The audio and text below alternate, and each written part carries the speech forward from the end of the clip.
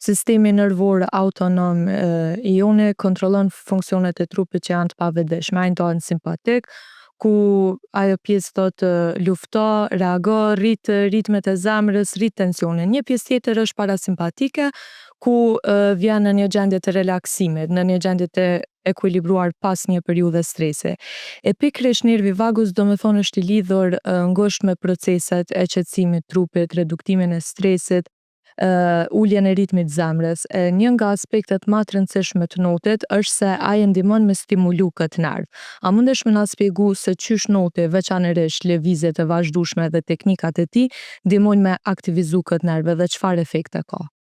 Po të kjo pjesë ma shumë isha fokusu të këta sportistat të cilët e ka nivel ma të avancun të notit, edhe përdorën metodën ose notin kryesisht noti relax në qëndrimin mbi ujë, në pjesën e shpinës, me lëvizje të lehta tek sune, edhe një formë qëndrimi mbi ujë, një formë meditimin e pjesëve të caktuara.